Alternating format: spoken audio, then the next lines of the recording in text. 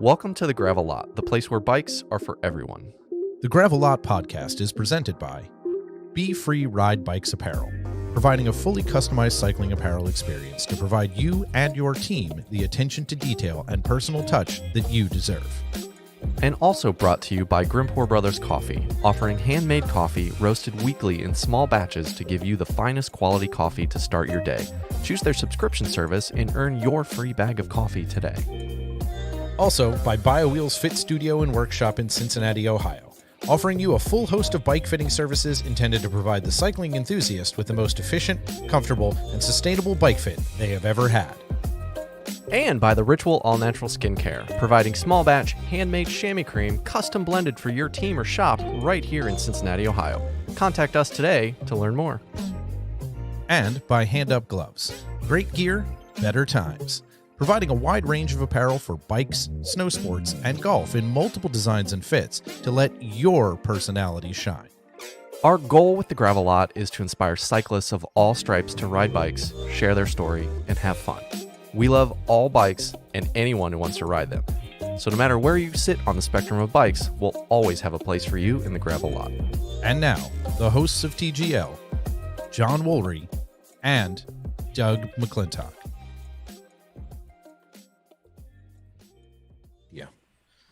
Hello and welcome back once again to the Gravel Lot, the official podcast of all things cycling. I'm John, that's Doug, and we are so glad that you guys found us. Whether you are a new Pebble or an existing Pebble, welcome to the show. We love to have you. If you guys like what you hear today and believe in what you're doing, I hope you believe in what you're doing, I hope you also believe in what we're doing. Hit the like button, hit the subscribe button, share the show with your friends, and let's start to spread this thing a little bit further throughout the greater cycling community. Absolutely. Make sure to leave all your comments below today so that we can reply to them and conversate with you. Hit the link in our show notes and check out our website. The Etsy store is there. Go support us on Patreon. If you can, go visit our partners that we mentioned in the intro and let them know that you support us when you go purchase those goods. We appreciate it. They are the ones that allow us to continue to bring this to you and do the amazing work in their own silos to produce amazing stuff and things that you can buy and purchase. If you want to send questions, feedback, any of that sort of stuff, you can do it on all the social platforms. We are at the Gravel Lot. Camber is seconding that downstairs. You can use the contact form on our website. You can also give us a call on our text, voicemail / whatever number, 513-400-5577. And tell us what you got going on and what's going on in your world. That's important to us. Yeah, and it's been a minute. And for those that are already joining us, apologies, we've already had to restart the stream once. Yay, technology. Updates. Yeah, updates to the this is what happened when Doug kind of I want to say that you went out of the country because you kind of did go out of the country. Basically, yes, it is. And then we don't record for a little while, and we schedule some stuff, and then it just things happen. Technology gets updated. Anyway, the video's now up because we started. Doug, you and I were talking, and the video wasn't syncing through to Streamlabs. So, good. Yeah, that's the beauty of any time that there's an update to the program. I'm just waiting for something to break. You know what? Here's the thing. I have given myself a lot of grace because if I watch people on Twitch, their crap is always getting destroyed and blown up and having problems, and then it gets fixed. And then they have a good time, and that's what we're here to do. I think that's all that matters. For you guys that don't know, here in the Gravel Lot, we love storytelling, and we fully believe that the only thing that's better than a bike ride by yourself is a bike ride with all of your friends. So, no matter what ride you guys are on, you will always have a place here with us. And today, we hope that you are joining us and sending in your questions, because today's going to be a little bit different. So, I think we got to start first off by saying, Doug, how's your ride been since we recorded last? Since we recorded last? Well, lots has changed. Ellen and I got married. John said some of the most beautiful words I've ever heard someone say. The best words. At the wedding. It was excellent. It was safe. It was outside. Everyone's healthy. Yes. No one had like everyone was vaccinated, and no one is sick. Everyone is good. So it was successful from that standpoint. My friend's safety is the most important part to me.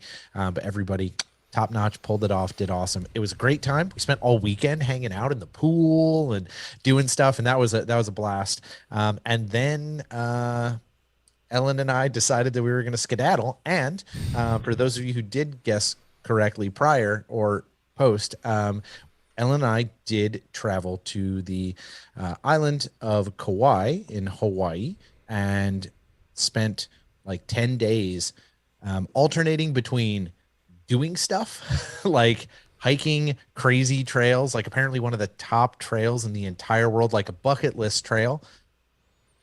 I'm on it. And Alan's like, this is a bucket list for like professional hikers. And I was like, it is? And she's like, you are a moron. Dirt, And I was like,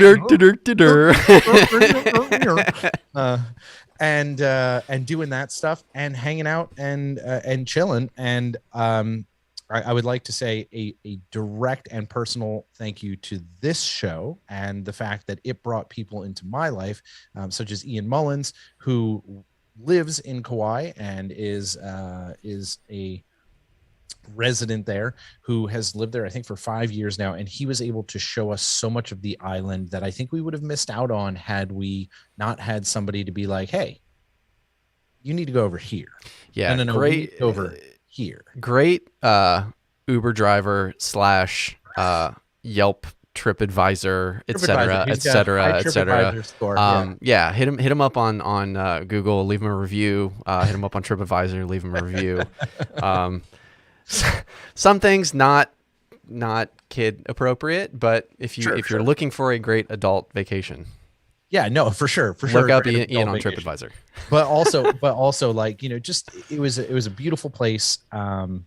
And Ellen and I did a lot of prep before we went to try to think about traveling in a way that's comfortable for us, right? Like a lot of times you travel to different places and you want to like go and experience the place. And sometimes you can travel to some place that's foreign to you and you kind of get closed off and walled off because you don't necessarily know what's going on. And I think the biggest thing for us was trying to be educated when we went, because right now Hawaii is having some challenges. Now the island of Kauai is very small. It's very different than the other islands. It's not very touristy. Maui's having some water challenges. Maui's very dry. Kauai gets upwards of 420 inches of rain a year. It's the wettest place on earth.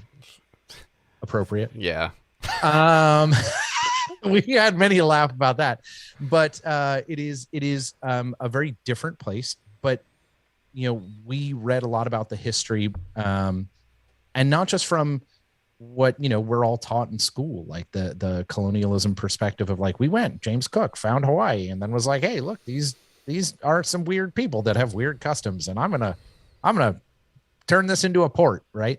Which is a lot of what happened, but also from native historians speaking specifically from their point of view on the islands. And that was really, really good, because the island's so small that you're really embedded in the population. And even though there are a ton of tourists there, it's like 60,000 people, but like, I think 100,000 tourists. So it's overloaded with tourists, but you can really quickly tell, like, that's a tourist car.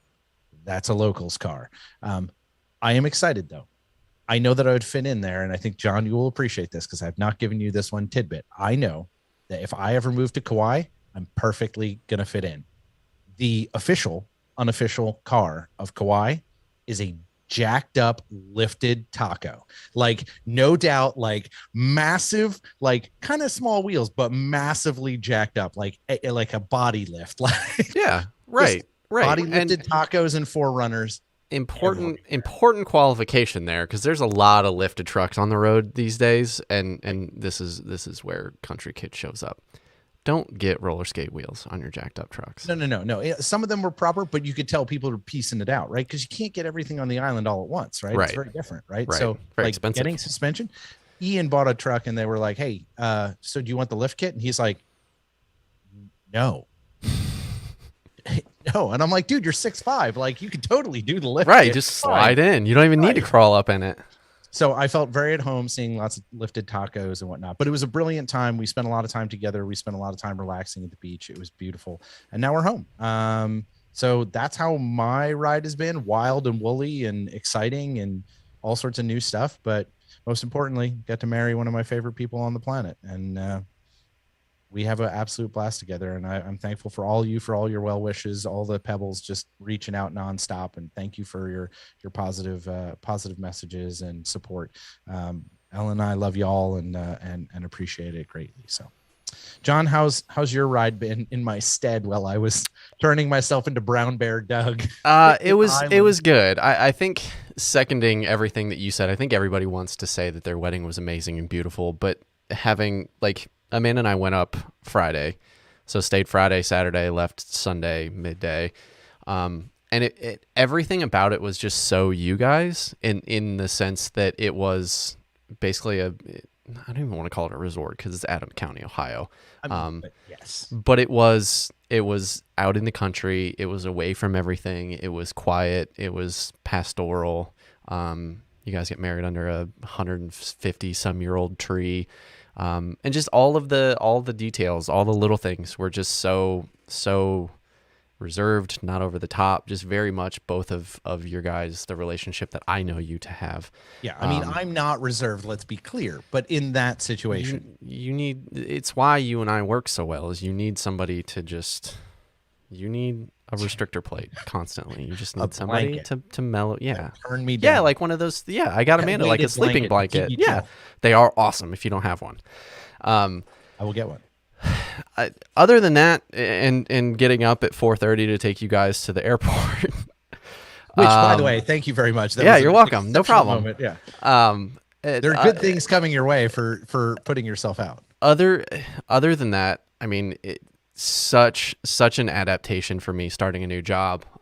Going from where I was working in pharmaceutical industry, big giant company, very very slow pace, going to we just reached 50 employees with the company that I'm at now, managing folks and just getting up to speed on what the business was, who the people are, all of those things. It's been a very abrupt change, and I'm trying to, as you said, give myself grace with not only the other commitments that I have in my life, TGL, relationships, bikes, all of those things that are important to me, but while still trying to be really good at taking on this job. And so far, selfishly, it allows me to be creative. It allows me to be an engineer. It taps into a lot of the things that I care about and that my brain does really well. So from that perspective, it's a great fit so far, and I'm so happy that I made the change. But it is still just like, I'm trying to describe to folks, like,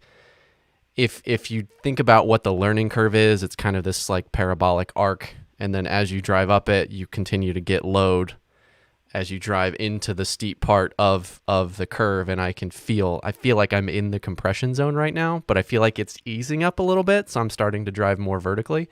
Yeah, but you can't. You got to keep your foot on the wood, Right? Because if you don't, then you just fall backwards and you die. So hopefully, I don't fall backwards and die. But no, it's good, and getting some distance from this thing.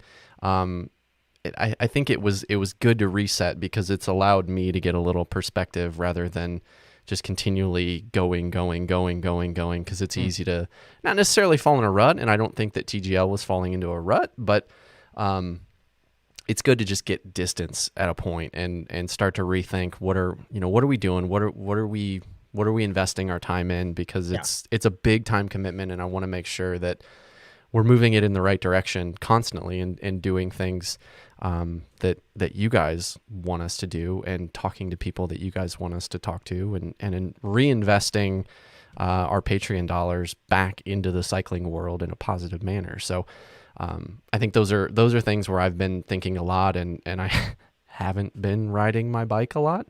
But again, that's where it kind of comes back to this, like, I'm trying to give myself the freedom to not feel crappy about that. And that's the first time that I've really gone through that since getting into bikes really heavily, and it's starting to reframe how I view cycling. And hopefully it's a more healthy version of it, because I think that's where, like, we've been, I think, ramping towards it over the last like 9 or 10 months of neither one of us wanting to race.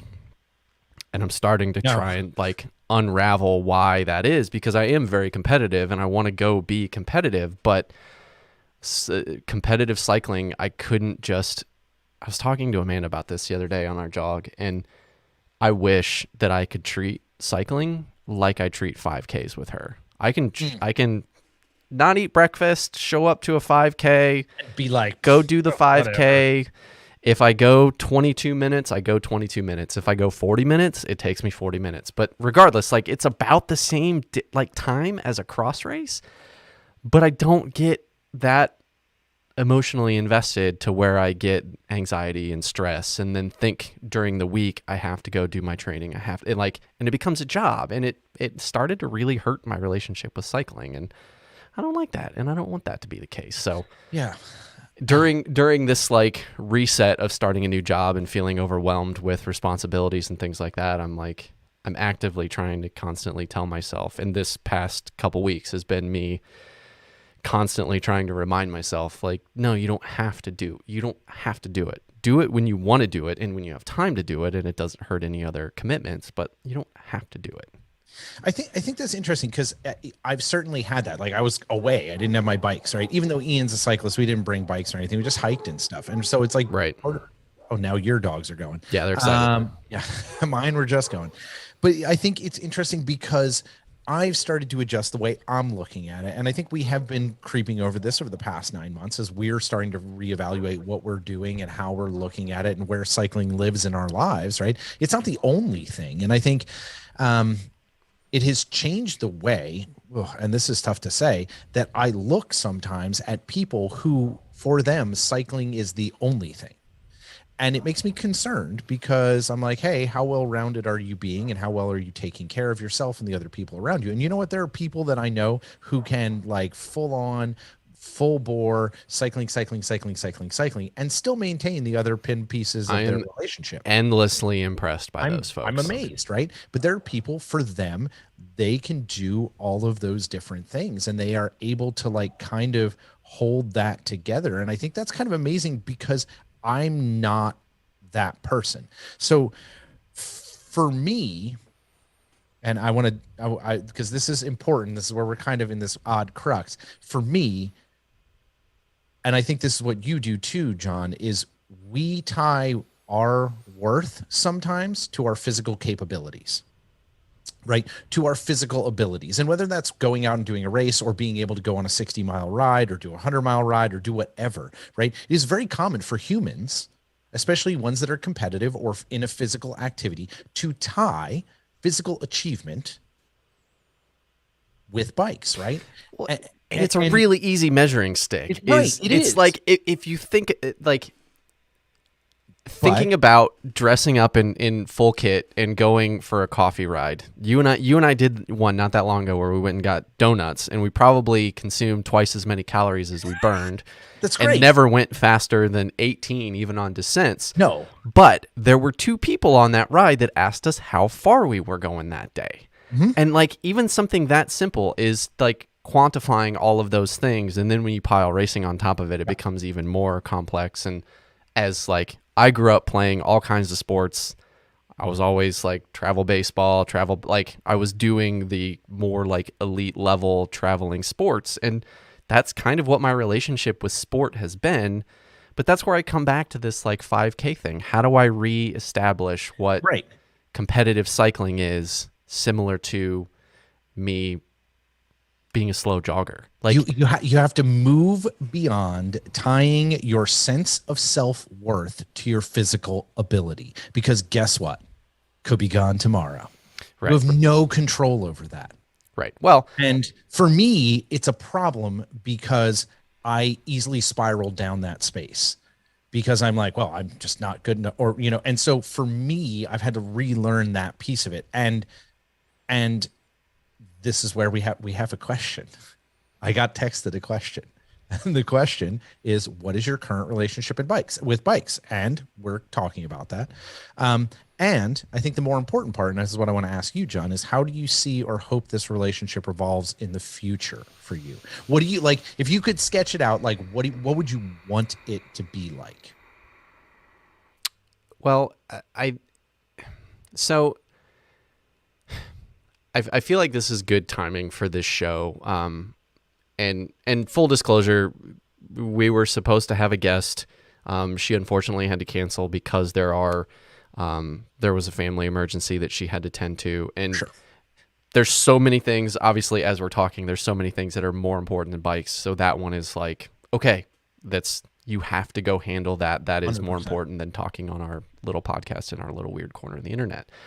But between that happening and then being super neurotic about writing notes, putting my thoughts down in my notes app for probably 2 weeks leading up to your wedding, of trying to navigate how I wanted to talk about what our relationship means to me, and how it manifests itself out into the world and tries to go beyond what you and I have as friendship. And I think that's where I keep coming back to with bikes is everything that brought me in deeper to cycling is people related. That's why I love the idea of the only thing better than a bike ride is going on a bike ride with your friends. Yeah. And maybe at some point I'll get back to wanting to go do bike races and be able to have a healthy relationship with cycling while still racing. But for me right now, like I can't, because it's a slippery slope for me, and it's like, oh, if I can do this on 1,800 calories a day, I think I can do it on 1,500 calories a day. And it gets into a really ugly cycle for me, like being very, very competitive and doing it in a very dangerous way, and knowing that that's been my past relationship with cycling, and cyclocross especially. That's why I've never really been able to go past like mid-November. I always like go too hard and get burnt out and get sick or something happens. So trying to reestablish all of those relationships, but then I just keep coming back to this idea of family and people and community, and then I start to like spiral into what is this show taught me about all of those things. And it sheds so much light on, we initially thought we were going to do a podcast about talking about why you shouldn't be riding wet trails in the Midwest, and But you how should it's bad not be for doing clay. And yeah, you shouldn't be Just a doing that. reminder, don't do that. Right. But that's one episode and you're done, or that's a 15-second soundbite and you're done. But over, this is episode 194 or something like that. Over 193 episodes, meeting 170 some different people and listening to their stories and learning who they are and learning about their relationship with bikes as they've written it. It's given me not only so much more appreciation for the cycling community and what bikes can do in general, but it's also taught me so much about myself, so much about empathy and compassion, and just the whole prospect of, I remember my grandpa telling me when I was a kid, I was a very shy kid, so it wasn't that I was talking too much, but he always used to say, you have 2 ears and 1 mouth for a reason. And now I'm starting to actually make sense of that, because I feel like this show has forever changed who I am as a person. It's forever changed how I integrate with the world and try and understand the world. It's made me so much more, I don't want to say passive, that's not the right word, but so much more Of a listener? Yeah, it's made me more of a listener, but it's more of, I used to be very hard-headed about my opinions on things when I felt like I had data to back them up. But now I'm a lot more willing to, okay, let's talk about it. I want to hear your thoughts on it, and then let's actually have a dialogue and let's listen to each other and see if we can come to some sort of either mutual agreement or mutual disagreement, and then walk away because it's okay because we disagree. There's just so much nuance that having these conversations and listening to all of these amazing stories, whether it's an Olympian or somebody like Jesse Swift who almost died trying to save his family's life. That one's still a tearjerker, and if you but just like being exposed to those things as somebody who's been lucky enough to be on this side of it and be able to ask the questions when they come to mind has just forever changed me. But in having this time to get away from community, not only through the pandemic, but in this kind of like my recycling of where bikes fit into my world. So many of those people are the bike racing world because that's easy community because you host a bike race and we all show Everyone up. shows up. Yeah. Whereas your group ride or your coffee ride or whatever those things are, those are a little bit more come and go. So it's like that piece of it is very complicated. But in terms of like my relationship, I don't ever want to lose the family that I've personally built from cycling.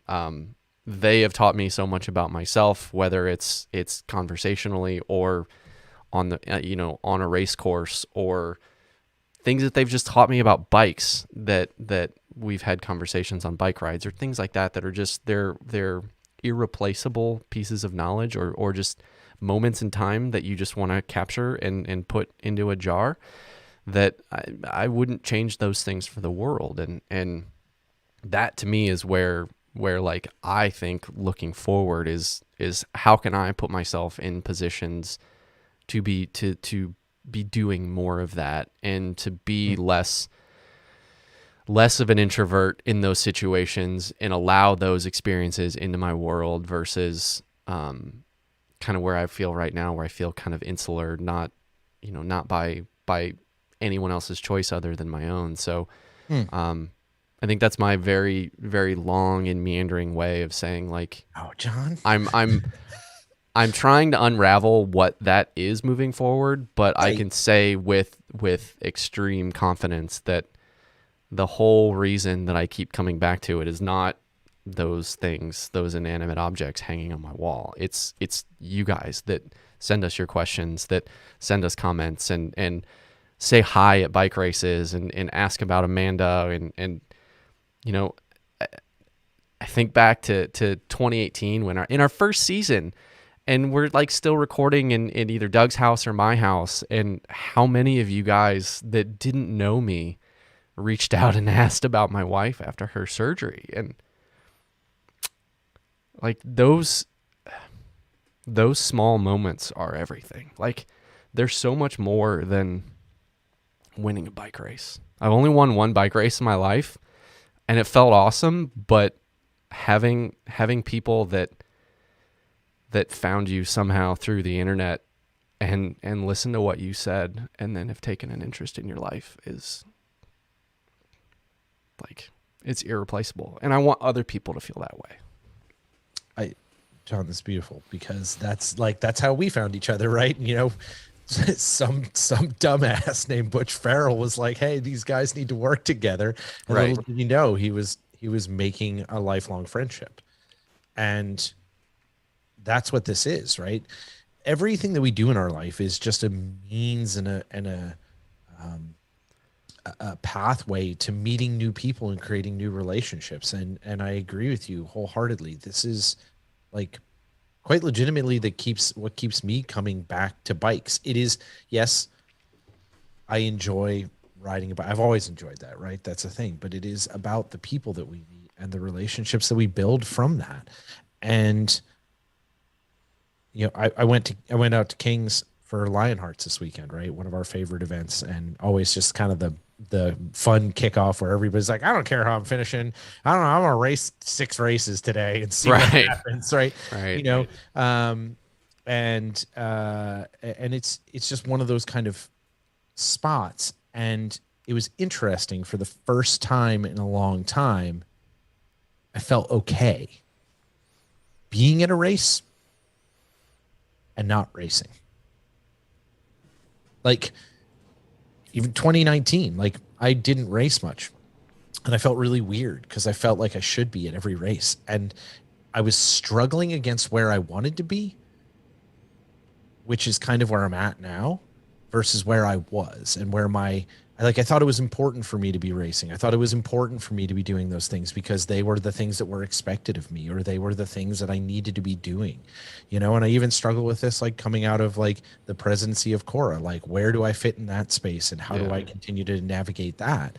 And what I've realized is I am a bigger person than just that one thing, but the people within that space I still want to go and see and support them and be engaged in their lives. And because it's important to them to do those things, I'm excited for them to do those things. And I want to cheer them on and be engaged in their spaces. And I felt at home drinking beers, talking smack, yelling at my friends, heckling Julie Herman, who promptly threw. She was riding with a saddlebag, a little saddlebag under her seat that was covered in mud. She threw it and hit Rick directly in the face. That was hilarious.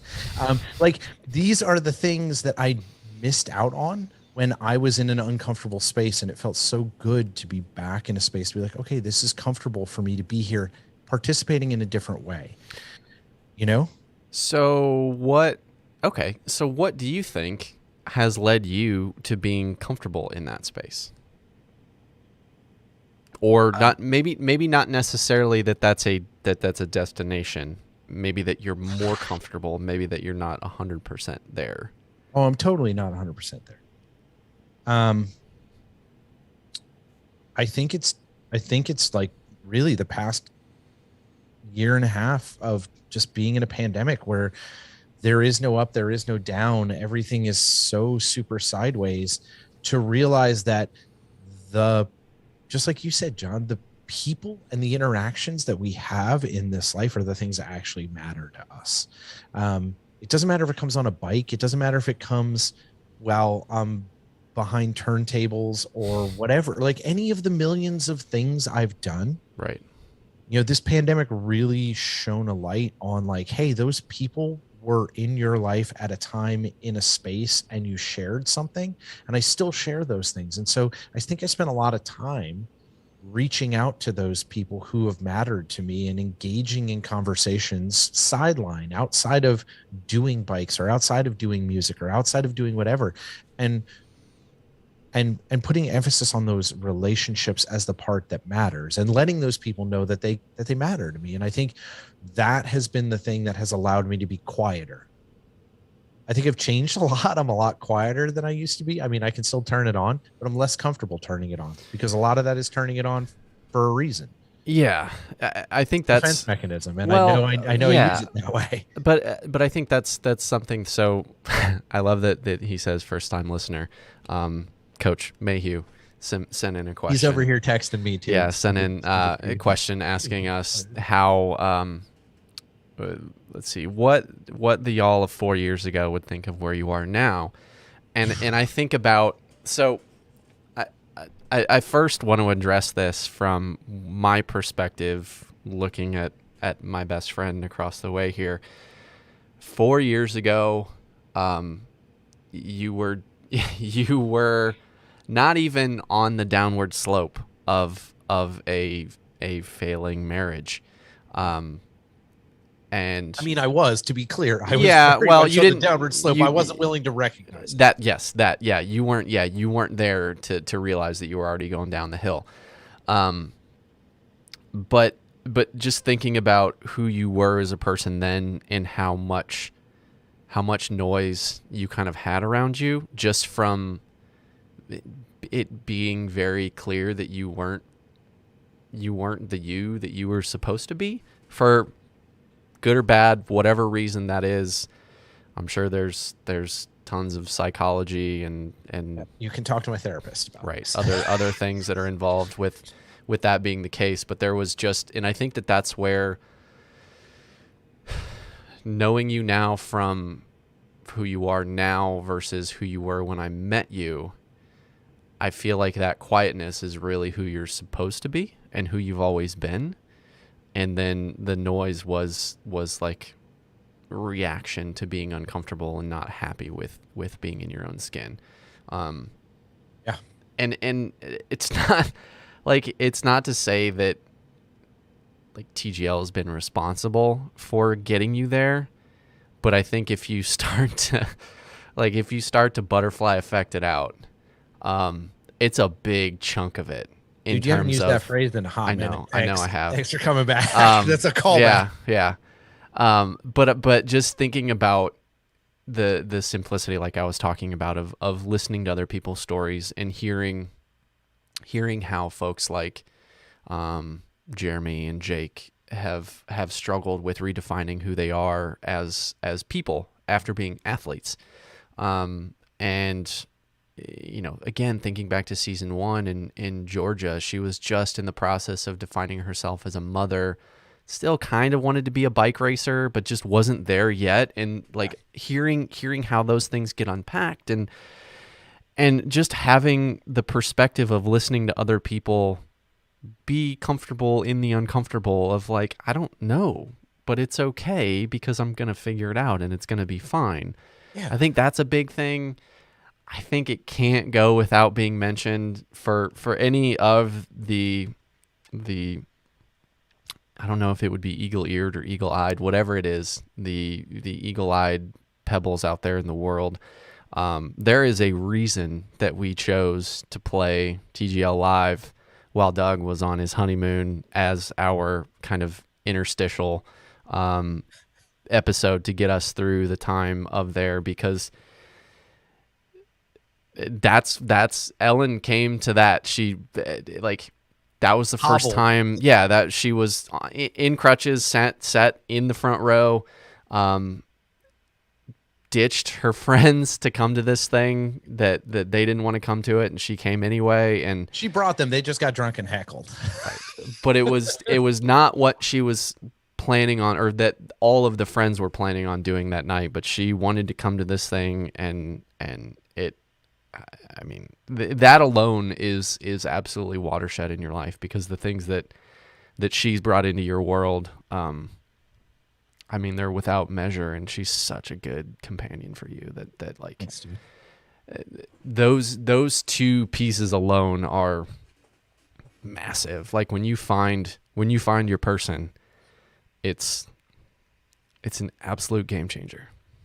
But I wouldn't have predicted this 4 years ago, Mr. Mayhew. Like I wouldn't have predicted. No way. I would not have. I think 4 years ago, me would be like, good work, buddy. Right? Like, I think I would have never sat back at that time and said that, I think I would have imagined that we would have done different things. I think I would have imagined that like we are now famous and we like go around the nation and we get like I would have imagined a very different thing coming out of what we're creating, as opposed to what I want it to be now and where I'm comfortable with what it's being. Right. I'm not chasing something that it isn't. Right. And so I pulled up for the really, really long-term listeners, season 1, episode 6 was called Mission Statement. Jesus. And it talks about the mission statement of the Gravelot. And in the show notes, I put communication, breaking down barriers, engagement, and creating a constant flow of rich content while becoming a more cohesive force for why trail matters, both locally and nationally. And it sounds great. It does. But in all reality, it was how do we get to be in front of as many people as possible and get as many downloads as possible? There's no part of me that would have thought, my wife is going to totally understand this reference, and some of you out there are going to understand this reference, but I'm jumping off of this cliff understanding that not many people are. There is no part of me 4 years ago that thought I would be able to watch a documentary or a story about human interest in somebody overcoming odds. Because 4 years ago, the only thing that cinematically made me cry was something with animals, generally dogs, and that's why still does. Can't watch Marley and Me is a mess. But I forget what the movie was recently. A Night in Miami. There was a scene where, first off, the dialogue in that movie is so good, but there was a scene where all 4 of the lead characters are so frustrated by the conversation that they're having that it boils over into there's just only so much emotion that your body can handle before you start to bubble over, whether it's yelling or it's crying or whatever. And I was so ingrained in what was going on and listening to this story about 4 completely different men of color trying to navigate where they fit in the civil rights movement in 1960s America, and understanding that they are all very strong voices and understanding that they have power, but they were like, it was essentially being like, I didn't ask for this. So why is it my responsibility, and where do I fit in? And I want to help because I want to do good things and I want to leave an impact on the world. But just watching that frustration unravel itself, and I was just so caught up in the moment that I found myself crying.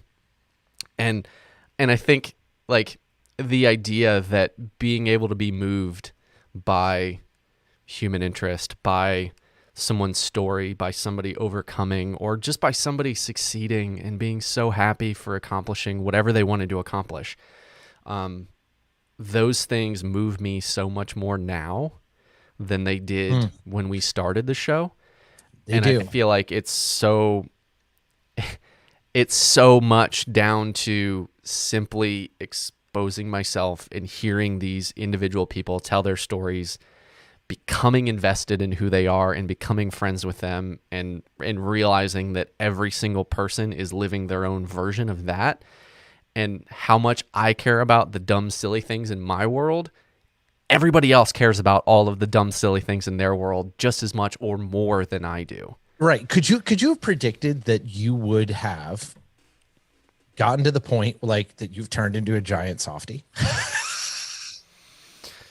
Like that you've always been that, John, right? You've always been you've just not necessarily let that Well, part I of think you live in that space. I think that part of me is very similar to you being loud and outgoing.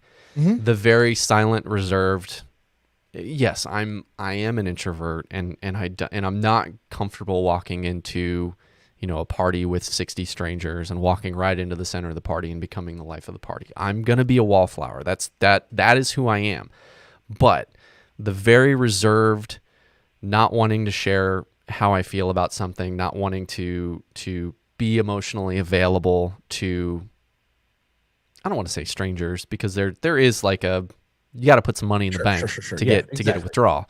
Yeah. But trying to make myself more emotionally available to all of the friends in my life, and try and be in the moment as much as possible with all of them. And again, I come back to this, like, I used to be so obsessive about every moment that I was living. It was, well, I need to do this next, or I need to do this next, or I need to do this next. And again, that's like kind of reiterating this whole, like, that's where I develop an unhealthy relationship with bike racing, because it's like the minute you get off the bike, you're like, okay, now I got to rest, and now I got to eat, and now I got to like wait till my next training session. And like, oh, date night's getting in the way of like me getting up at 7:30 in the morning to get a good breakfast, to go put in my training miles, and like all of those neurotic things that are constantly running through my head during those phases of my life. Now it's a lot quieter, but it allows me to be in the moment with people and genuinely want to ask the question, hey, Doug, how are you today? Yeah. And it's, and something so simple as that. I had it the other day with my neighbor. I was just getting done jogging with Murphy, and he was out cleaning up leaves and stuff, and he was having trouble with a bag or something. So I like helped him pick up a bag and talked about the weather. It was a beautiful night or something like that. But I was walking away, and I was like, no, don't let this go by. And I was like, hey, Ed, how are you doing? And his whole demeanor lit up. It was so silly, but so in the moment of like, no, I genuinely want to hear how you're doing, because like in this moment, I'm here. This is where I'm at. So like, let's make the most of this as a team. So I want to hear about how you're doing, and I genuinely, not like in the, the meme Midwest way of like, hey, how are you? Like, keep walking. Like, no, I genuinely want to know those things. And I think that has brought, similarly to how you're talking about not needing to be so much of an extrovert, that there's a calmness. I think that has made me feel more calm and at ease with myself. But 1,000%, yes, I've always been a huge softie. I think it's great because we have trained ourselves by doing this show in the weirdest of ways to be less of ourselves and more of who we truly are, right? Less of ourselves. And when I say ourselves, the people that live out in the world that you see. and the people that we've projected for the past 40 years of our lives on average. I Right? so Like I so I, you are forced to have to sit quietly and listen when someone else is expressing their truth. yeah. And you are forced to have to listen and ingest it and make the next step and start to draw parallels and start to draw lines and think about those things, because what you want to do is get to know this person. And I think those things, just like you asked Ed, right? You and I do that every morning to each other. We ask each other, like, whether it was like we don't talk over the weekend or whatever, but we always, every morning, we touch base and we say, hey, how you doing? What's going on? That's always something we do. And I think we've trained ourselves to do that with each other, but I think this show has trained me, at least, to sit in the quietness of listening and trying to draw myself into that space, instead of like my ADHD, which is like, let me tell you about how I relate to that, right? Yeah. Which is a massive challenge for me. No, let me tell you the anecdote that explains why I Right. totally understand what you're saying, instead of just saying, I hear you, I Yeah. understand where you're at. Now let's move on. Right. Yeah. It's not how can I necessarily, and I mean, And I'm not trying to take over the spotlight. This is well, how I relate but to you, yeah, right? It's a and brain change. I mean, I read the comments. Like am fully aware that there's some of you that which is funny that you still continue to listen to the show and be annoyed by it. But there's some of you that continue to point out when we do insert ourselves into conversations when you don't feel like we should be inserting ourselves. But that's beside the point. Which it kind of leads me back Thanks to for the so clicks. yeah yeah. But like it leads me back to when we had Jim Brown on the show, and then the relationship that we've been able to establish with him and his wife since being on the show. And a couple days after we recorded with him, I think he texted both of us that documentary, and I don't know if you ever watched it. I did. But it reminds me of that, and I've watched it a couple times since, just to go back and kind of re-spark it. What is it? The Mask You Wear. Yes. I think it was on Prime when I initially watched it, but it's all about the kind of over masculinization, or the just this fakeness that we're told that we have to be, that we have to conform to some sort of specific model, to be alpha male, to be this, to be that, as little boys. And I think about what, like, you and I had this conversation at your wedding, that you feel more like 15-year-old Doug now than you ever have, because 15-year-old Doug Had was that conversation. was You're 100%. was closest to who you wanted to be Yeah. than you ever were until now, 25 some years later. And I think about that, where I was probably closer to who I am now at 12 than I was the other 27 years of my life that I've lived. And it's wild to think that yes, I am smarter, I am more worldly, I have done a lot of things, I have seen a lot of things, I understand how to integrate with the world better now at 38 than I do at 12. Sure. 12 year But olds are not good at that. the core that I'm kind of getting at is 13 onward, when I started playing race cars and traveling all over the country and going to all these places. You're embedded with, this is what a man is supposed to be. This is how you're supposed to act. This is how society says you should Yeah. be. Because And this is it's how you get across in the world. and it's easier, especially as an introvert who doesn't want to draw attention to himself, to just adopt those things. And this show, culturally, the things that are going on in the world, and the questions that I've had to ask myself as middle-aged white guy in America, have all led to, like, stripping away a lot of that stuff and starting to just be okay with who I am. And it's clearly like a work in progress, because I'm trying, like, I already admitted, I'm like trying to get back to my bike people, and I want to get like, and I want to be back with all of you, and I want to have a good relationship with all of those things. We are always a work in progress, right? Like, and I think if anything, this show has taught me that I am going to continue to be a work in progress, and that every person that I bring in by thread or by hook or whatever is going to continue to add to that and give me a new piece of insight. And I think approaching it, like you said earlier, like I have all the answers, I know how everything works, right? I've stripped so much of that away from myself because I don't know. Now, I definitely do know some crap for sure that doesn't work, to be very clear. Yeah. And I will let you know. But most of that comes to you don't know anything. And until you can get to a space, and I think this show has helped me do that as well, as you said, is like to challenge myself with where I'm at right now and open myself to being more truthful about where I am inside, whether that's good, bad, or otherwise, and say, this is how I feel currently.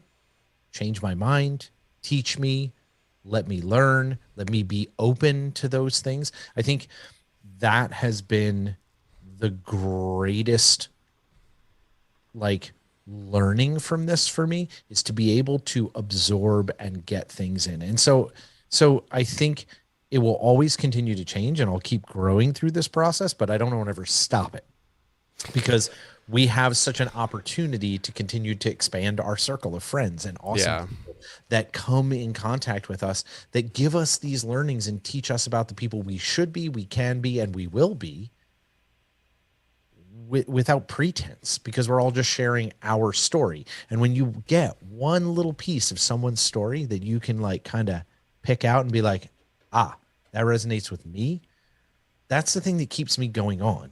I want it doesn't have to be every single moment of someone's story. It's just the moment that you identify with. And the moment I identify with isn't necessarily the moment that you identify with, John, or, Dr. Mayhew or Dr. Foster, whomever is listening to us, right? They are all going to pull something different. But I think the opportunity that we've had is to let people tell their stories and let y'all, the Pebbles, access it where you're ready to access it, wherever you're at on that map. It's not going to be the same for everyone, and we all approach it differently, but I feel like it allows it to live a little bit more than, hey, this trail's wet, don't ride it, right? We're allowed to sit here and say, right. Hey, you can still go back and listen to things in season 1 and be like, oh, snap, that's a good point. Oh, and isn't it interesting how Doug thinks this way right now, but now thinks this way? So you get I think that's the golf shot of it, right? Is not everyone, so my brother's been playing golf since high school, and I think it's a horrible game that's incredibly frustrating. I disagree, and so does Hand Up, one of our sponsors. So let's just. But that's all. That's me being dramatic, and I've played golf with him. But he always told me, he's like, there's no matter how many swings you take to finish 3, 9, 18, whatever, there's always going to be one shot when you're having a beer in the 19th hole that you say, man, I nailed it. That's the golf shot. That's the shot that makes you come back. And I feel like those moments from Bike Santa episode 1 all the way through, for every single person that we've interviewed, however many times they've been on the show, there's one of those for everybody in every single episode, because I know sure as hell that I've had them in every single episode. So I know that they're there.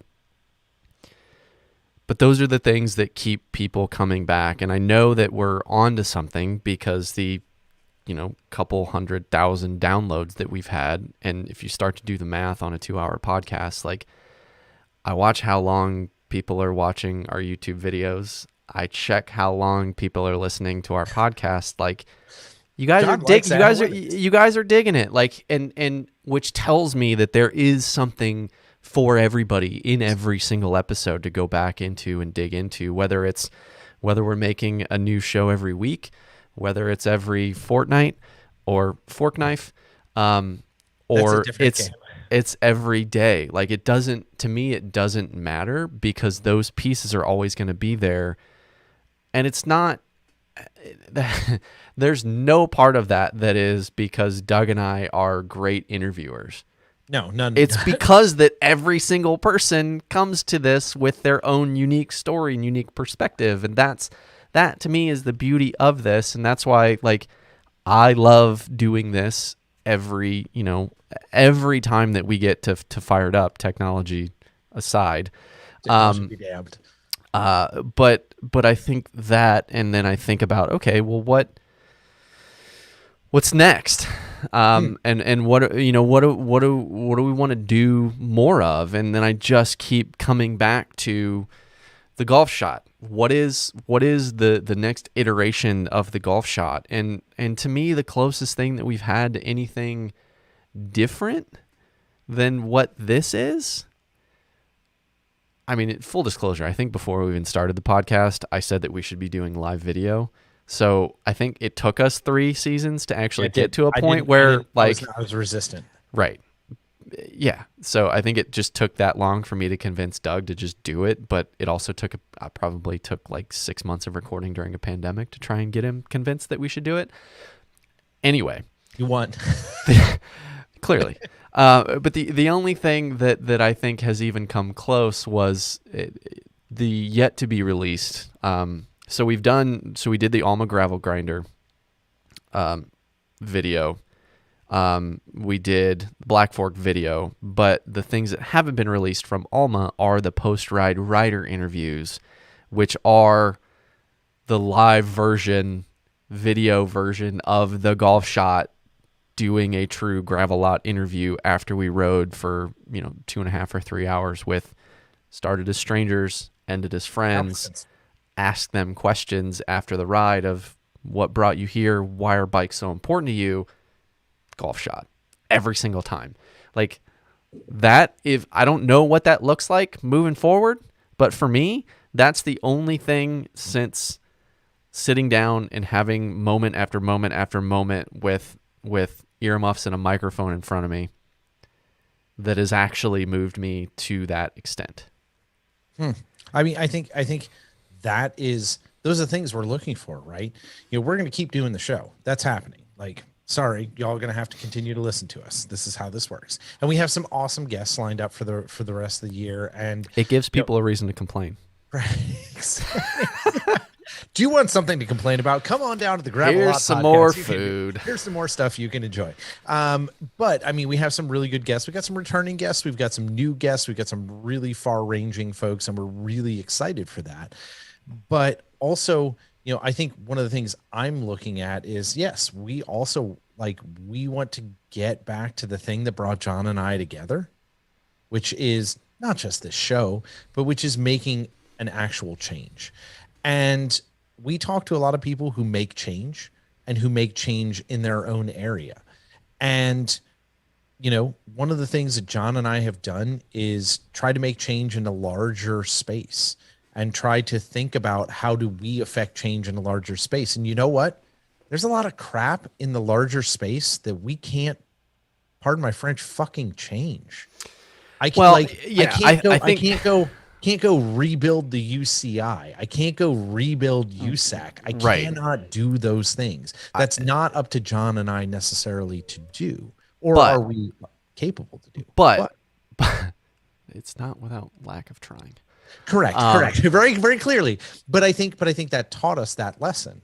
Correct. But I think that there's also, this is where I come back to. Every week we ask you guys, listeners, watchers, to share the show with your friends. And I think to pick your news station that you don't like. If you disagree with what is being said on that news channel, think about how hard it's going to be for you as a single person to unravel the millions of people that are digesting what's being said on that broad stroke media. So that's where I come back to, if you guys get a golf shot every week, share it with somebody else, because that is going to help everybody. hopefully move the narrative forward. There's there's so many things that we have talked about on the show that we have privately and probably not so privately leaned into really hard to try and make happen or elicit change within. Some things have worked, some things have fizzled, some things have abjectly failed and been kind of kicked back in our face. But that's kind of the, I don't want to say it's the beauty, but that's life. The stakes. Those are the stakes when you're that's what trying you to do. swing for the fences. Yep. But I think the thing that we do so well that I don't think any other cycling podcast that I'm aware of, maybe, oh shoot, the one, I'm drawing a blank on it, the one from up in Michigan, the two guys doing the gravel podcast up there. Oh, why am I drawing a blank on it? You're going to have to help me because I've stopped listening to podcasts for the rest of it. I know I have too. The pandemic changed. The thing that they do so well, the thing that I feel like we do so well, is we create content that people can relate to and actually want to be a part of, rather than having it just talk at you. There's so much content, especially in the cycling world, that is Everyone's just got a talking podcast. at you and telling you how to feel and how to think about things, rather than giving you some sort of context. Like, Pete did an article about gravel beef, but the whole premise of the article was we don't give a shit about gravel beef because that's irrelevant to any sort of person's story. So I think those are the things that we can do better, because those aren't necessarily going to help the cycling world. But if the last 45 minutes of Doug and I talking about how these conversations have changed our lives forever does nothing, I don't buy that it can't inspire somebody somewhere in a corner of Iowa to start up a group ride, or somewhere in Colorado to start up, an additional Nike team, or whatever the case may be that you get passionate about, to convert a pocket park to have local trails. Whatever those things are, like, I want the conversations that we have to offer a wide variety of things that somebody can point to and say that person that they had on changed the direction of my local cycling community. That has nothing to do with me, John, and that guy, Doug, for what we do, but it has everything to do with your local community. And going back to this whole, like, pick your news station, I'm trying to be very careful about saying that because I want to just pick your news station. If we can create people in all of those places, you're basically syndicating your own narrative, Right. But versus trying to go up against a machine that is. And this is what I was insert driving cycling at, rag. right? This is what I'm driving at. Like, we can't fix all that stuff. We can't fix the endemic problems that exist in the men's pro peloton. Like, we can't fix doping. We can't fix those things. But what we can do is have somebody on who can tell you about how they felt in XYZ, or how Who lived it, who've changed their community and how they went about it and why it matters to them. Because we all care about our communities. We all care about the people around us and the spaces that we exist in. They are not imaginary to us. They are real. To me, they're just like, I'm like, Iowa, corner of Iowa. I've been to the corner of Iowa, but, like, I don't know anything about it. I don't know what that community is like, but you do. But you do. You listen, you do. You know what works. You know what belongs in your space. You know how that can change, and you can get something from this. And I think this is what is actually next, is the same things we've been doing, which is us doubling down in this space where we continue to bring stories from the people that who are doing good things. Well, and that's kind of my challenge, is if you seriously can't find anything that inspires you or touches you in the 193 episodes that we've done before today, Cool. Okay, infomercial now. I'm ready for this. Tell us who we should have on. Yeah, Like 100%. not even in an aggressive challenge way, but like I feel like we cover a really wide swath and we're making an incredibly concerted effort to be really, really specific about who we talk to on the show. Moving forward, continuously, all of these things, and be really, really specific about who we want to surround ourselves with, who we want to offer support to. Because there's a lot of folks that have reached out and asked us to help them do some sort of social media, some sort of influencer, something cycling media related. But they don't all mean something. Things like Girls Moving Mountains, things like Bike Shop Show, things like the Beeline, those things mean something because they follow this same mantra of trying to do good shit. Well, and trying to do stuff that encourages other people to do things. Yeah. Right. It's we all just have to push things out into the world and wait for it to come back. because I can't do everything and I can't fix everything and I will never be able to. And I'm good with that. That's also something that I've learned in the last 4 years. You can't fix everything. Yeah, you can't. I can't do everything and I can't fix everything. And that's okay. And to be comfortable in that space is good. And so we just want to encourage y'all to do something in your space. And it doesn't have to be big. It just has to be something, whatever it is. If it's just asking someone, like John said, hey, how you doing today? Like that on a ride alone can change someone's entire trajectory. Do those things. And I think if we continue, and our goal is to continue asking that question of everyone we get on the show, like, hey, how can someone do what you're doing? What is the thing that you're doing that you're so passionate about? Why are you passionate about it? Yeah. It allows people to start continually digging in their spaces. People just specifically, it's in my feed a ton right now. JB Hancock up in Alma, right? Like we went up to the Alma, Glen Close, Glen Gravel, Glen Etman, Gravel Ramble. And it was freaking amazing. We had the most amazing time. Thank you, JB. You were a consummate host. But you know what? It's eating me alive because I know how much work he and his team and that whole community puts into the cross race this weekend that I'm not going to be able to go to. Right. And it eats me alive because I know how hard they work and how much it means to them. But it's people like that who've said, no, I'm going to change my community and I'm going to do something that matters to me, but also changes my community for the better. That's the sort of thing we want to keep digging on over the next year. And until this thing explodes in a giant ball of fire when the world ends.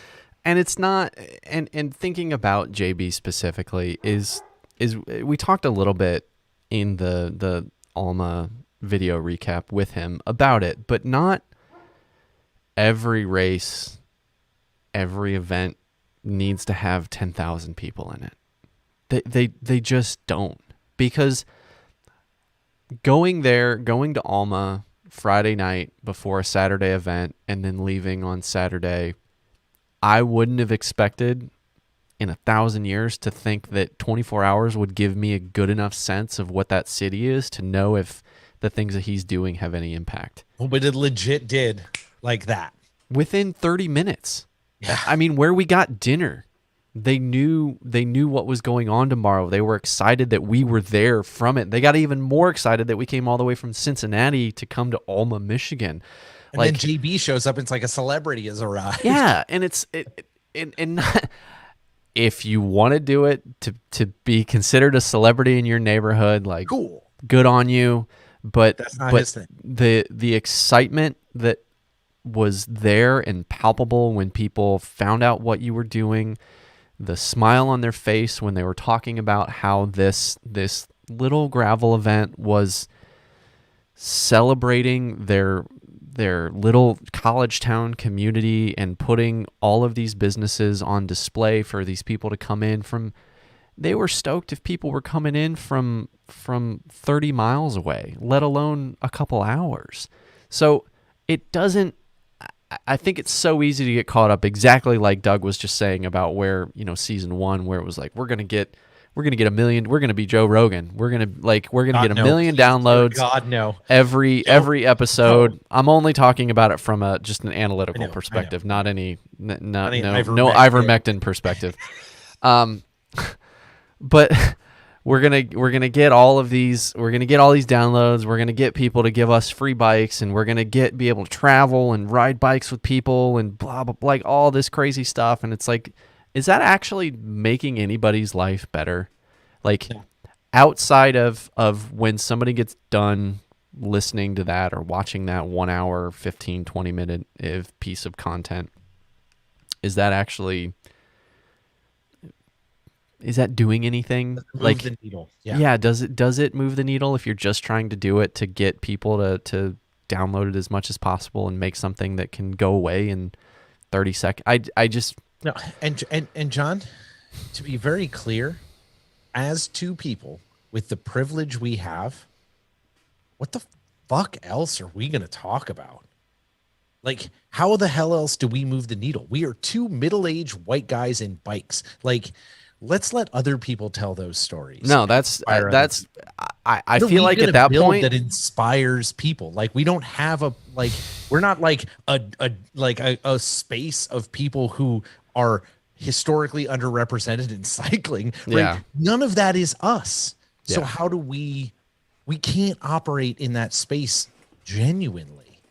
And I think if 4 year ago Doug looks at 4 year now Doug is like, oh, hey, dumbass, you don't have anything really to contribute to the conversation. It's time Right. for you to let other people contribute to the conversation. Yeah, and I feel like that, if it's something that's outside of TGL, this is probably another good challenge to people. If you guys have an idea and don't know how to bring it to life, that's Yeah, something where we're I good feel at like ideas. we're, well, not even necessarily ideas, but if we're not good at ideas, we're good at jumping on ideas and investing a lot of time and figuring out if they're going to fail or not. That's something Doug and I are Yes. explicitly good at. But if you have an idea and want to figure out how to bring it into the world and want to know if it's actually viable, like, those are the things that I want to get behind, and I want to give somebody a podium and a mic and a megaphone.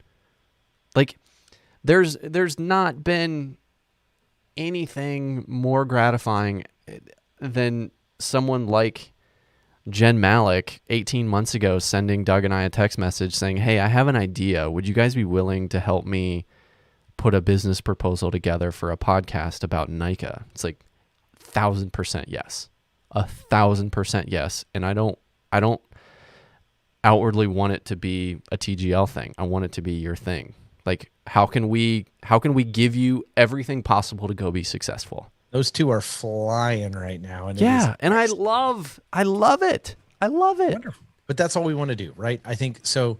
I think when we say what's next and what's coming down the pike, that is figuring out how to help other people fly. And if you've got things that you need to fly with, John and I are here. We're all family, right? Like, going back to this, we are all family, and y'all are our family. And over the past 4 years, you've been through this massive roller coaster of both our lives. And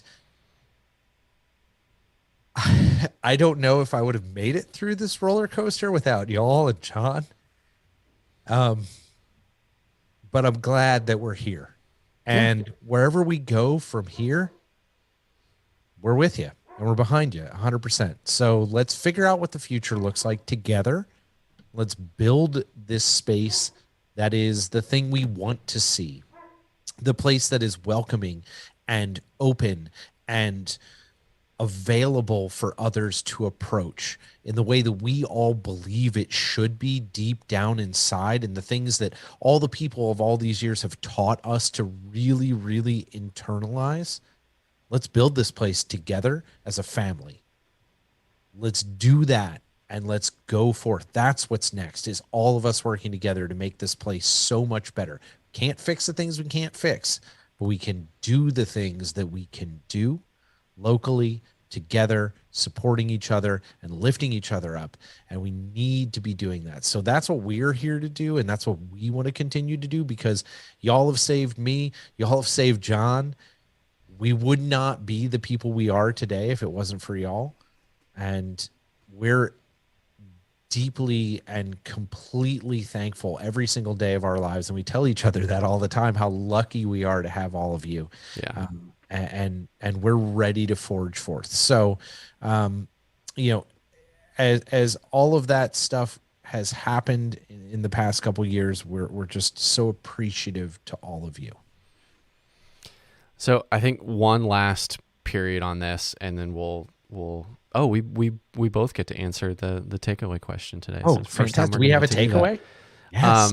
But one last comment from actually YouTube from John before we like close out and do some sponsor stuff is he says, I think when a group of like-minded people get together and endure miles together, something beautiful happens. And I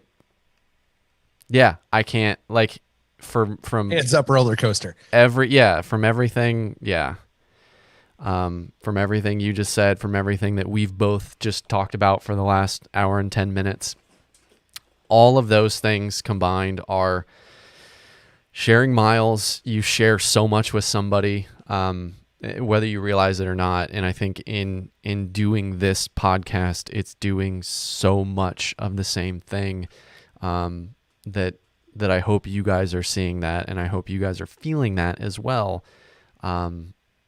Tangentially sharing Doug and I's life with us, but also sharing the lives of the guests that we have on, because each week it's a new roller coaster, and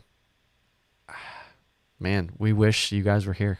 Like, that's favorite band quote right there. So you mentioned the roller coaster. Take your hands off the bars and put your hands in the air, and that's like, that instantly makes me think of them. So we wish you guys were here with us every week, and we wish you shared it with all of your bike friends and let them into this thing, and let's figure out how to make your area better.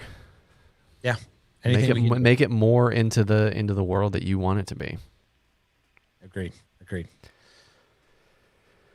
So as we wrap up the show today, it's one more chance. Doug just did it. It's one more chance for me to say from the bottom of my heart, thank you guys so much for listening, engaging, and making TGL so remarkably beyond both Doug and I's wildest dreams successful.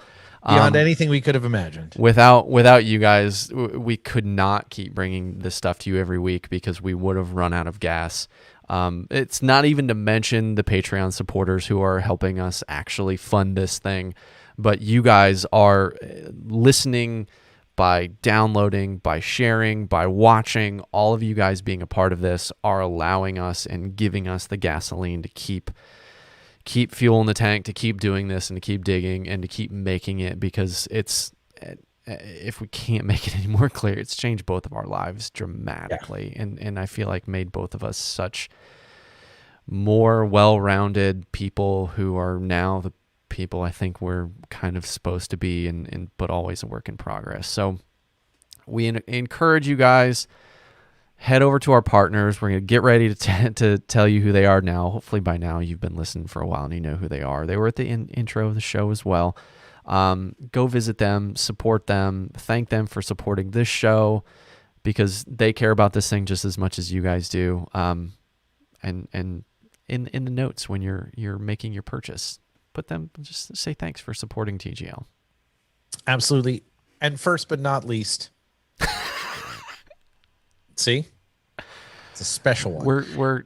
We're new at this.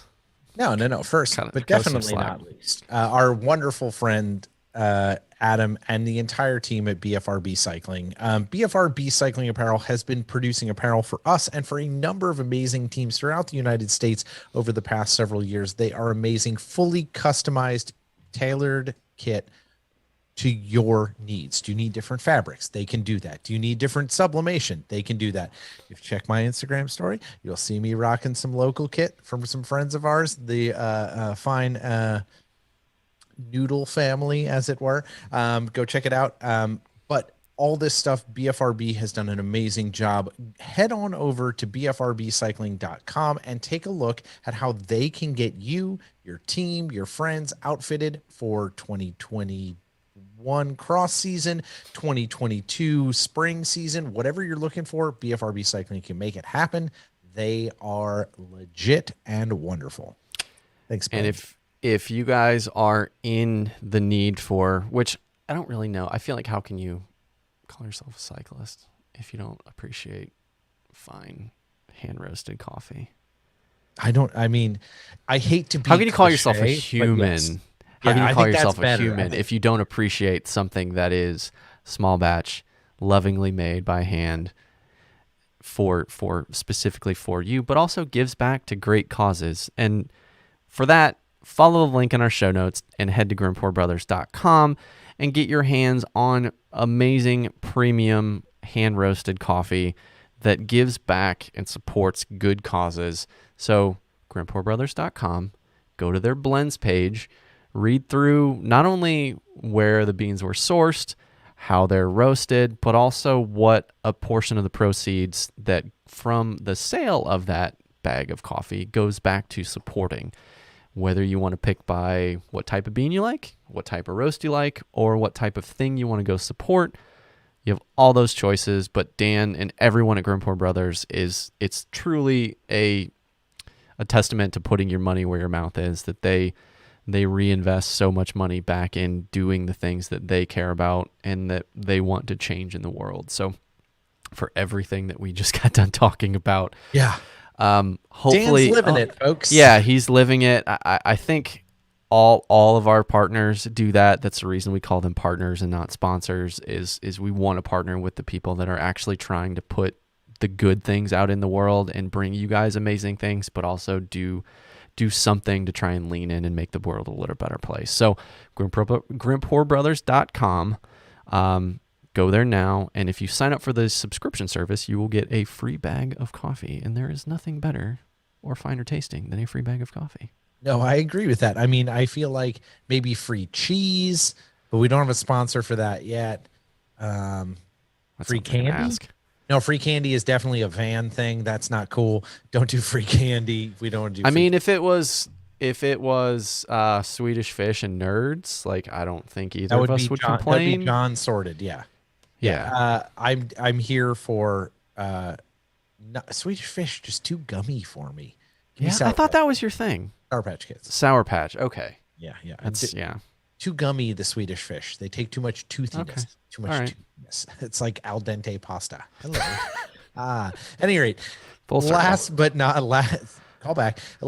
not least, our awesome friends at Hand Up. Troy and everyone at Hand Up have been partnered with us since very early on. We're very, very thankful for them for being part of the TGL process and us over the past 4 years. They've been amazing. We're so thankful. They make gloves for basically everything you do, whether it is bikes, whether it is golf, whether it is snow sports, whether it is drinking a beer, whether it is not drinking. $sign at checkout. Save yourself 10% off everything in store. Amazing designs. They've got fingerless designs now. Summer gloves are still out. Awesome things. They're all touch sensitive now, so you can use your phone without having to take your gloves off. Massive innovation. Thank you for that. It has changed my life. But Hand Up Gloves, top notch, awesome folks who do awesome things.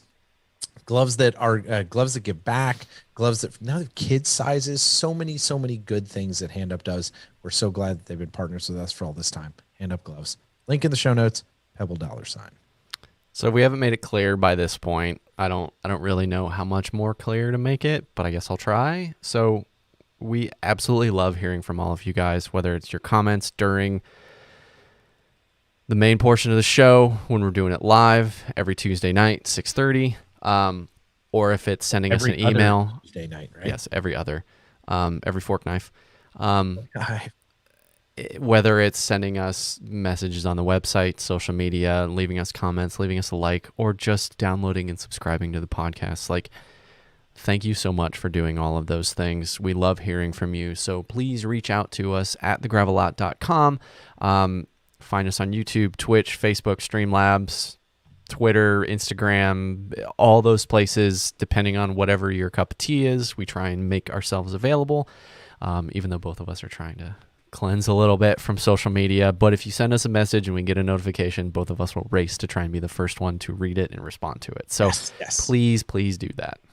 Absolutely. Our intro and outro music is from Waterboy. Many thanks to him for all these awesome jams, keeping it fresh and chill up here in the TGL atmosphere. So thank you very much. Check out the links in the show notes. Check him out on all the major platforms. Download his music because it is super excellent. So, John, now we get to answer the question. I'll ask you first. What do you want the Pebbles to take home from today? And you got to keep it short and succinct. No, we're not allowed to go on diatribes. It's got to be a one sentence. This is a lot harder if we have to do it. I mean, it's hard no matter what. Ask somebody how they're doing and genuinely care about their answer. It's good. You?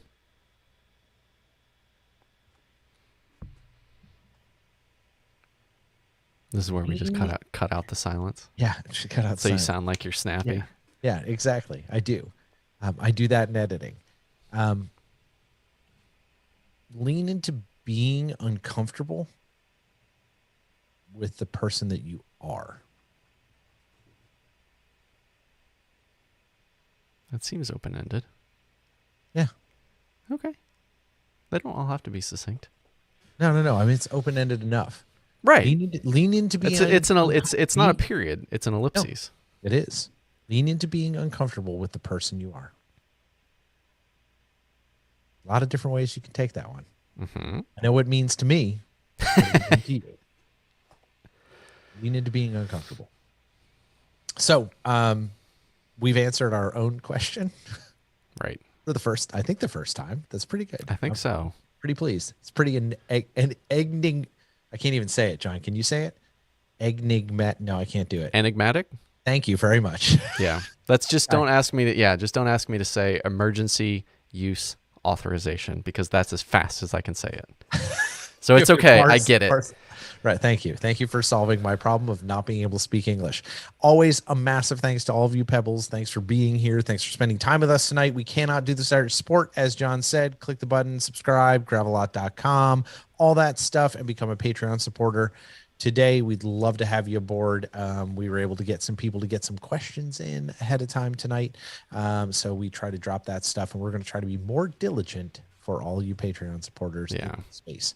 So that is all for this week. So be sure to subscribe, follow, and engage because, as you know, decisions and trails are made for those made by those who show up. So if we don't see you on the trails this week, we'll see you next time. Bye, John. Bye, Doug.